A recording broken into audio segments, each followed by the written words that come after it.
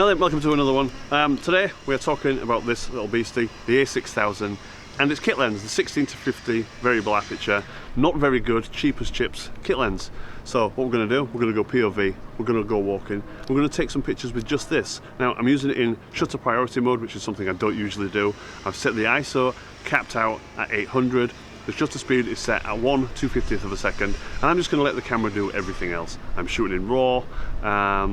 Yeah, that's pretty much it.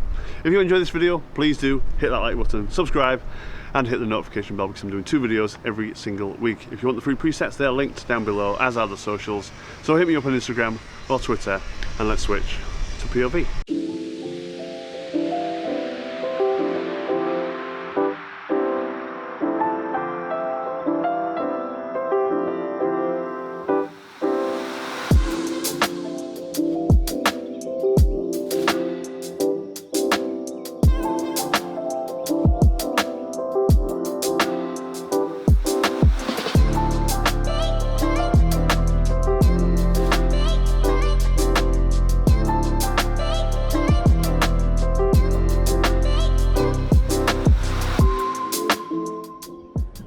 That's a cool shot. That's fun.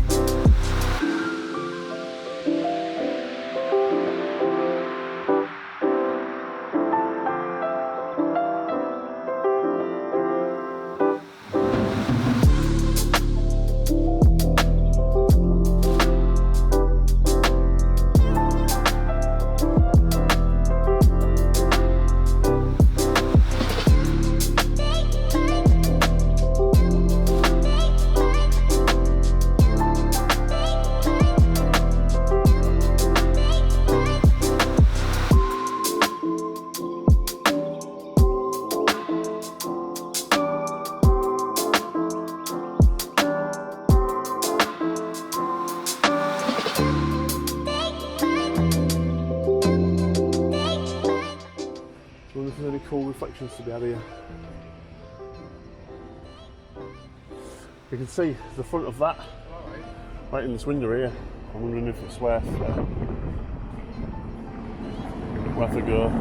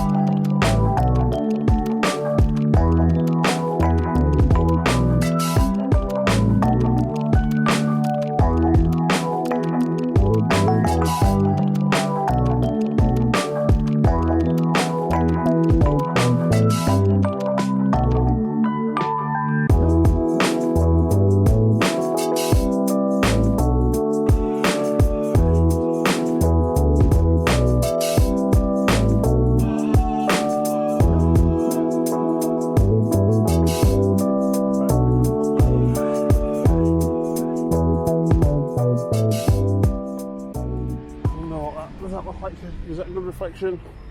It's not bad actually. Let's do that.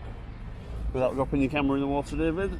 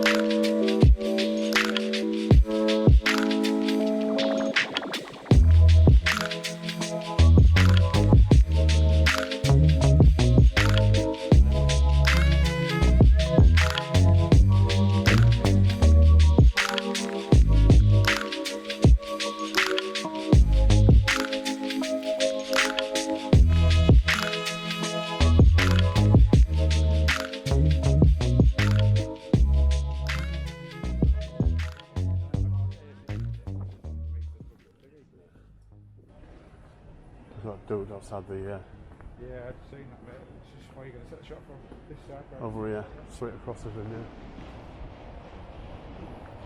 Hopefully when he's looking away.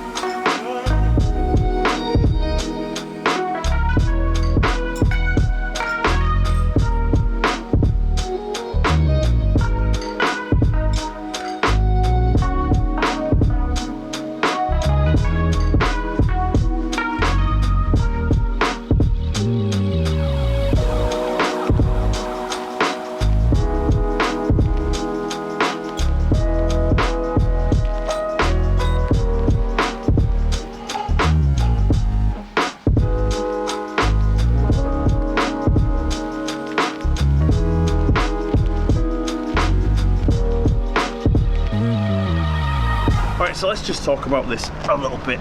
More specifically, let's talk about this lens. Now, lenses generally are categorised by cheap, fast and good.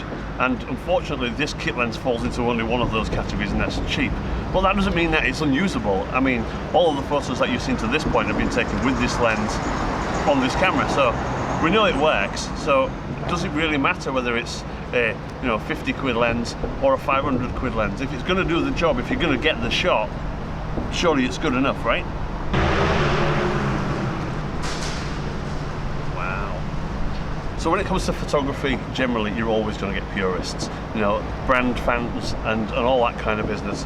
But the reality of it is that the only thing that really matters is the end result, is how you get to that photograph doesn't really matter. It doesn't matter what you use, which is why you see that all of your favorites from way back when all use a variety of different cameras and different focal lengths that just suited their style. It's more important to be out there to get the shot than to piss about and moan about what gear you've got to be able to do it. Alright, so let's talk specifically about this camera. When I am doing street photography, I only need a very few simple things. I like to use burst mode. A center focus is fine. I mean, I used Nikon for the landscape stuff for years, and focus and recompose was just part of my process, so I still oftentimes do that with street. So I don't care about the amount of focus points, I just care that it autofocuses, end of. So speed is probably the most important thing for me. So 11 frames a second this camera will do, which will give you multiple options of any one composition as a person or a subject goes through that frame. So yeah, as a combo, this is perfectly reasonable, perfectly suitable for street photography. It's pocketable, literally, it's fast, and it's just a simple, it's pocketable and it's fast, and that's really all you need. As you know, it's more important to just be there to get the photograph than to be worrying about the megapixels or the focus points or any of that other nonsense that the brands will shove in your face. So there we go. I think that's about it, isn't it? Right.